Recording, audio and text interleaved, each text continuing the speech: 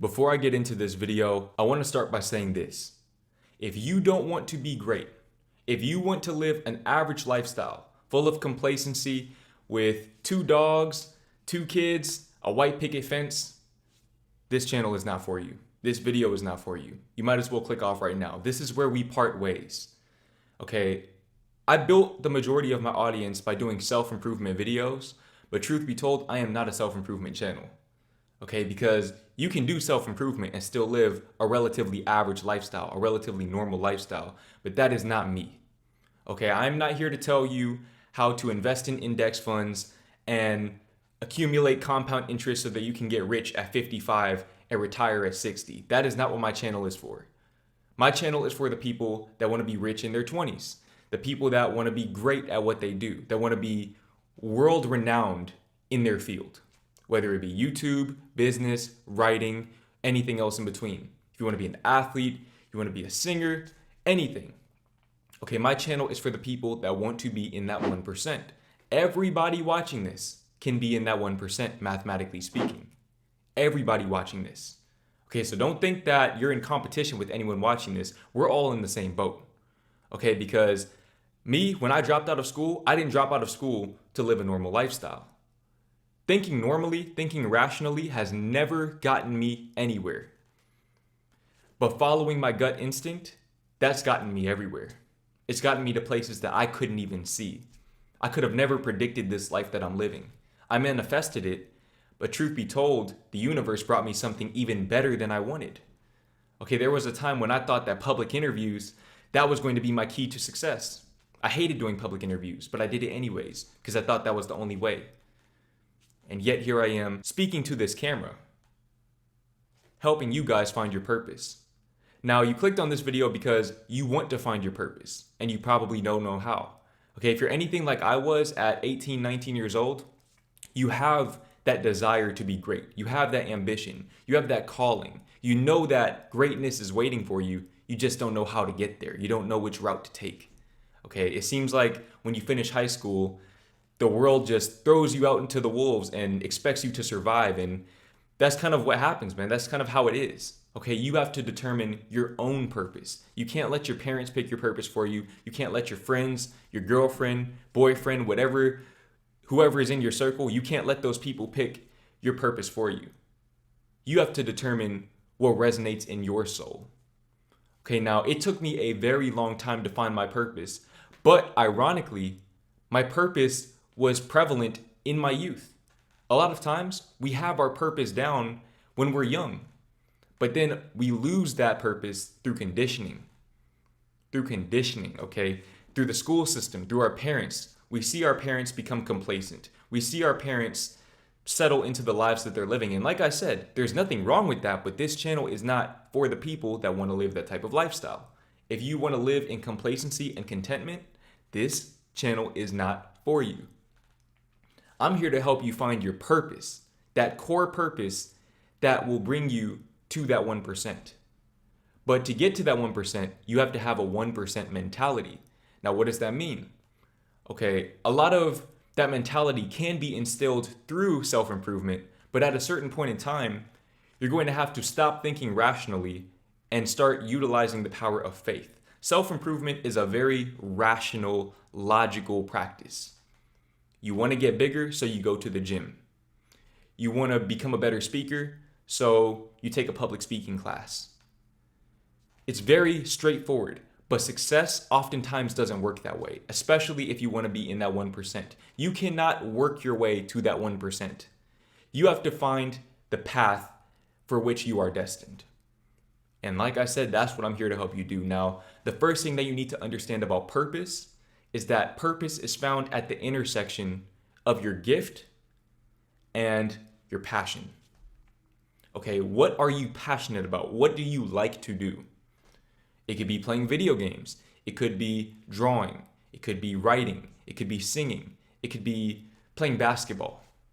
Okay, that's your passion. That is what you enjoy doing. The chances are, if you're passionate about something, you'll become good at it. You'll become at least competent at it. If you're passionate about basketball, you'll probably be at least a decent basketball player. Your passion alone may not get you to the NBA because you may not have the talent for it. That may not be your gift, but you have the passion for it. Take note of that. Take note of your passions, your hobbies. What do you like to do for free? What do you do for free in your free time? For example, with me doing YouTube, I'm basically taking you guys into my internal dialogue. I talk to myself for free 99 every single day. Except now I turn the camera on when I do it. Okay, so you have to find that thing that you like to do for free. I like to write. Right? The process of writing brings me great joy and catharsis. It brings me a sense of euphoria even, because it's something that comes from a place beyond me. Okay, I enjoy writing, but writing is also my gift. Like I said, it comes from a place beyond me. This is how you identify your gift. You figure out what you are naturally good at without having to put in a lot of effort.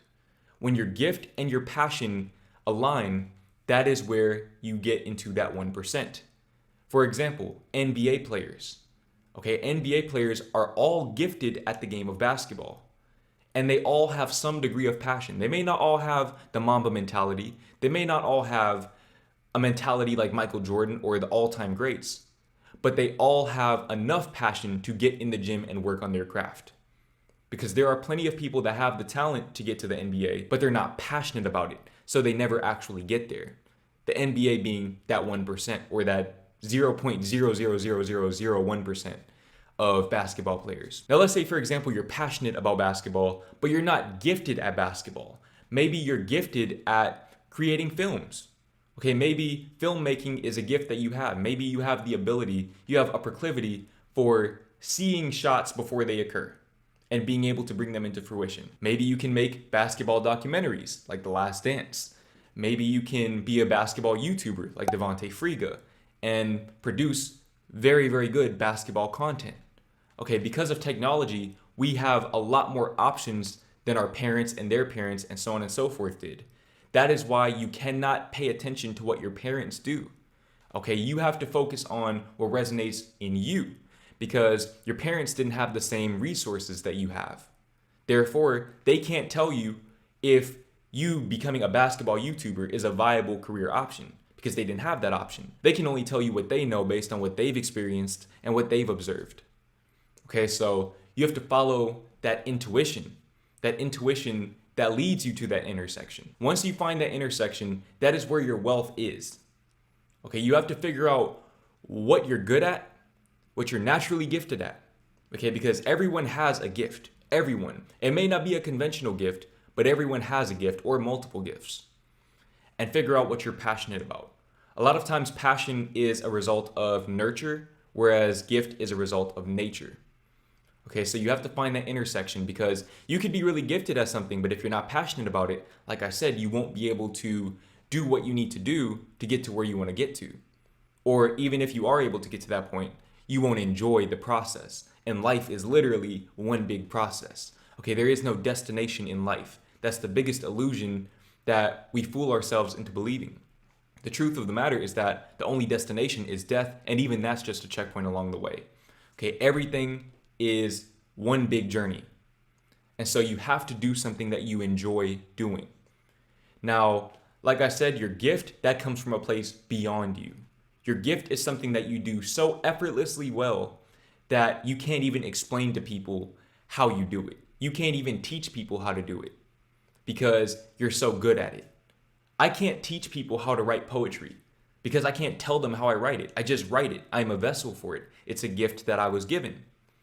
And now it's become a passion of mine as well. And a lot of times what you'll find is that when you're gifted at something and you become really, really good at it, you start to hone your skills to match that natural talent that you have. You become passionate about it. I wasn't passionate about writing. Okay, I was passionate about writing as a little kid.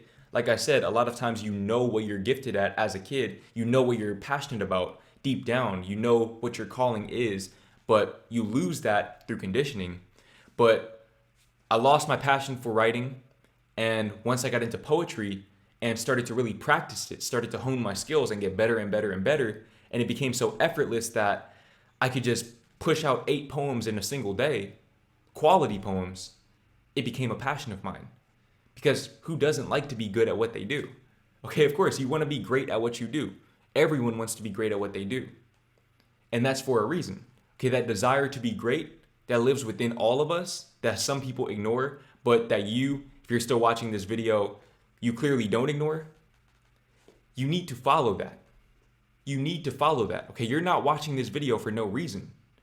If you've made it this far in the video, it's because you know that what I'm saying resonates with you at a very deep and profound level. Okay, you might have an idea in your mind and you've never seen it before. You've never seen it around you before, but literally everything in this life, everything that is man-made started off as a vision in somebody's mind. Nothing is real until it becomes real. YouTube wasn't real until it became real. Being able to be a YouTuber wasn't real until it became real. And a lot of times, the people around you, they're not going to understand your vision. Don't take it personally. Don't hold it against them. You can use it as motivation to show them, but understand that they're not meaning you any harm by not believing in your vision. If the vision was meant for them, they would have it. Okay, but you were the one that was chosen for that vision. You were the one that was chosen to fulfill that specific vision.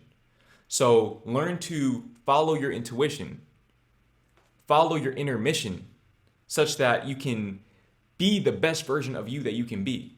Now, like I said, self-improvement is a great Kickstarter to generate some momentum in that direction. But ultimately, at some point or another, you're going to have to step beyond self-improvement. Self-improvement will only take you so far. Self-improvement alone will not get you into that 1%.